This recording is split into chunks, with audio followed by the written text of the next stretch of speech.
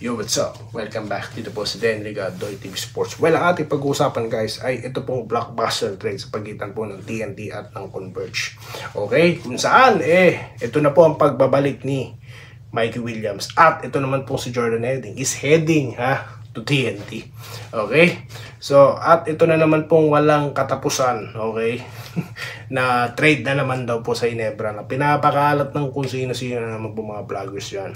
At ito po ang ating bagong segment na may tanong, may tatanong tayo related po sa mga topics natin at mga pa-shoutout. Samahan na po natin yung pahayag po ni Coach Yeng Giao na ano daw, bawal daw ang pangit sa team nila. Okay, so bago po yan, ako po yung magpapasalamat muna sa inyo guys, Salamat po sa inyong patuloy na pagsuporta sa ating channel.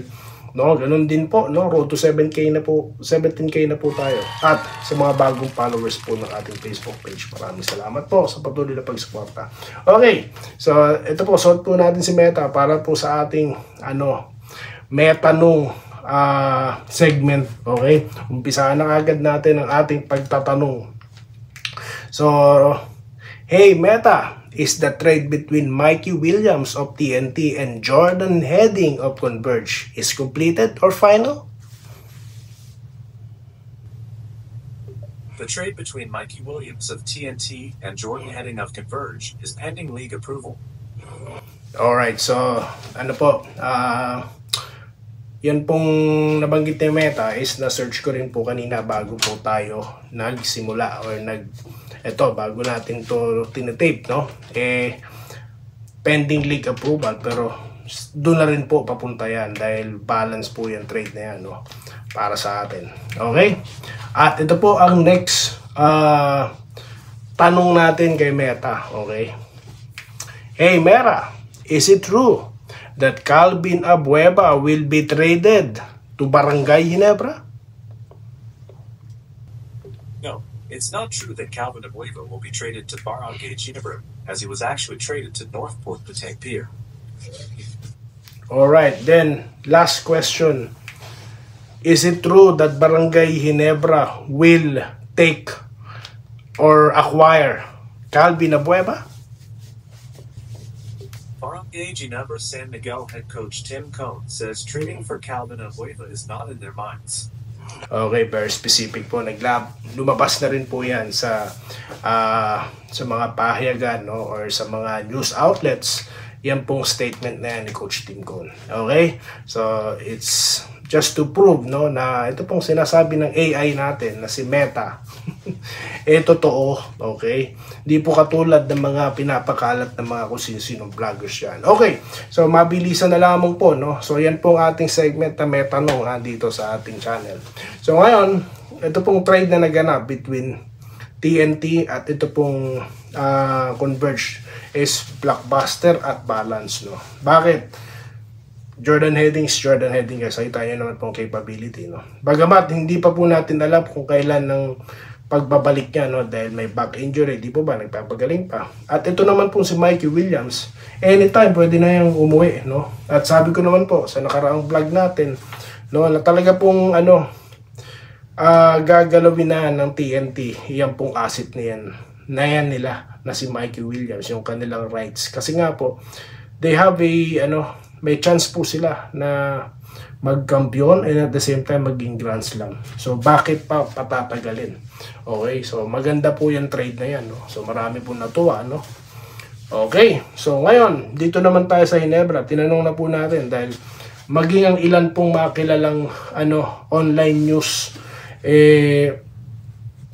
tinapik na po yan Abueva na dahil ang dami po kasi nagkakalat sa social media, Kaya ako po ang nag-iisang vlogger, na pinapabulaanan yan, okay, na sinakahasang sinasabi ko na hindi totoo yan. Kung meron man po, comment ko po kayo dyan, Dahil sa lahat po na, iba po kasi pinipick up for the views. Ako hindi Wala pong for the views sa akin. Kung ano ang totoo, yan ang lalabas, okay? So ngayon, ano pong susunod? Of course, yung paborito nyo segment, shoutout. Okay? Yeng Giao pala, nag-hire po ng pogi. Okay. Okay, so shoutout na po tayo guys, no? Pinaka-antay nyong segment. Dito po tayo sa ating latest, no? Tignan natin yung mga sinabi po or yung ating tinapik dito or yung mga sinabi nyo sa mga comment section. Of course, Edwin Transporte, no? Nag-good morning. Kung maituloy ang trade between Heading and Williams, good luck na lang sa Converge. Alam naman natin, well, seryoso po si Williams nung siya po'y umuwi, no, at naglaro para sa SGA. So, alam niyo po ang pagbabasketball, ano po nila yan trabaho po nila yan, no. At sigurado po ako, no, na they reached yung deal, no. At siguro naman, yan po i-honor nito ni Mikey Williams, okay? Ano na lang po muna natin, tignan na lang. Ang Converge po, isa sa mga respetadong kupunan, no. O, sabihin nyo na, TNT, di ba? Hindi nga po kasi, meron na nga po hindi pinagkaintindihan sa kontrata. So, I'm sure ngayon, no, malinaw na siguro ang lahat. Okay, kaya po na, naisagawa yung trade. Okay, ito po, si Ma'am Minerva Chava. Good morning, Sir Doy, lalong lalakas ang Converge yan. O nga, no. Diba? Ngayon po, kasi nga, diba, di nakakalaro si Heading. Ngayon po, makakalaro. Yung spot na nawala kay Heading or na iniwan ni Heading, kasi nga, pupunan na yon neto ni Mikey Williams. Kaya tama, I agree. Lalakas po talaga sila. Kung totoo yan, sigurado contender. Totoo po, no? Pending league approval, mostly, ano na po ito, no? Ano na po yan, confirmation na lang po ang inaantay dyan. Barely, Tison, patas yan, idol trade na yan. Tama po kayo, patas po yan, no? Ferdinand Santos, another fake news na naman. Sinabi na po, no, sa ilang sa spin.ph, inulat na po yan. At ito na nga po, no, sinabi na rin ni Meta, okay? Ni-research ko din po yan, no? So totoo na po yan. So antay lang tayo ng approval at confirm, once may approval, final na po yan, no? Okay, dito tayo kay Delio Simbahon. Iyak na naman daw ang mga gin, na naman yung mga kangkong-kangkong. Ano ba yan, sir? Wala na bang bago? Wala. Alam niyo po ba, paano po ba nagiging kangkong ang Hinebra kung laging sa final sa punta? Sige nga po, sir, bigyan niyo ako ng magandang logic, no, sa yung mga naman mapauso din kangkong na yan. No, okay lang sana kung totoong nasa kangkungan sila. Pero it doesn't make sense, sir. No. Dapat po may mga sense ang mga komento natin dito, sir. Yung tipo pong may sense. Salamat po sa comment nyo, sir. Active din kayo. Salamat sa inyo, sir. Lawrence Correg, hello po, Lodge. Good morning po, always watching. Alam ko po yun, sir. Maraming salamat sa Facebook at YouTube, no. Well, babasahin ko po yung mga comments sa next content natin, sa mga comment nyo po dyan sa Facebook, babasahin ko yan. Ito po, si Clodoaldo Prastilla na nag-good morning. Puro daw fake nyo sa mga balita. Malabo mangyari. Puro kasinungalingan ng mga sinasabi na walang magawa, puro paninira. Yun.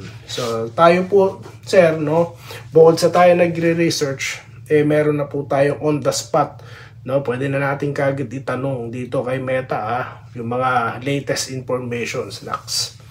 Okay, dito tayo kay Vincent Nava. Good day, kabayang Doy. Siguro okay yung trade. Lamang ng konti yung Williams in terms. Kasi nga po, si Williams may na po may napatunayan na dahil how many times na po ba siya nag-finals MVP at napa-champion na po yung TNT, di po ba? So in a sense, no, talaga mong para sa akin, bagamat balance ito, pero parang sa tingin ko lumamang ang Converge dito, no? Tandaan nyo po, Mikey Williams 6'4" guard po ito, sharpshooter, di po ba? Siyempre mas sharp shooter din naman si Heading, no? Pero let's see guys, okay? Hindi fake news yan, sabi ni Archie Hilar. Hindi talaga. Check na po natin, no? Ito po, Wenceslao Hapon na nag-good morning. Si Archie Makirang, no? Ingat daw po. Shoutout po kay Sir Joseph Pineda at kay Ma'am Irene Giles, no? At sa marami pa pong nagko-comment sa ating comment section, guys. Maraming salamat. Okay, great 296, shoutout sa iyo ha. Okay, marami pa po dito, no. Ayan, dito po sa kay Enrique Milan. Hayaan mo na yung mga vlogger din, ano? Dyan sila kumikita. Hindi po pwede yun. Nagpapakalat ng mali para kumita. Nako po. Hindi po pwede. Kung sa Hinebra daw po napunta si Navarro, masaya ka siguro idol. Sabi po ni Rene Borra Dineros. Masaya po ako kung matrade siya, kung ang kapalit po is reasonable. Sinabi ko na po sa nakaraang content guys, no, na sapat na po ang Hinebra lineup. Wala na dapat matrade dyan, no. Kung meron man, di ba nga sabi ko, pwede nyo pong balikan yung mga content. Ipalit yung mga key players, hindi yung mga bench or apparator players, no. Nabanggit ko nga, di ba, itong sila Holt, no. Lahat mga key players, no, kung ang kapalit din is same value, pero yung, di ba, isang superstar kapalit ng bench at round pick, kalokohan po yan. No, kaya nga po yung trade na nangyari sa Magnolia at ito pong Northport, sabi ko nga, di ako kumbinsido dyan, di po ba? So yun lang po muna guys ang ating mga napag-usapan at ako po yung nagpapasalamat sa inyo po patuloy na pagsuporta ha. At magkita-kita po tayo sa mga susunod na video content dito lamang sa Denrica Doy TV Sports. Muli, maraming salamat po sa inyong panonood. Salamat po sa panonood. Subscribe na para sa mga susunod na basketball at boxing videos.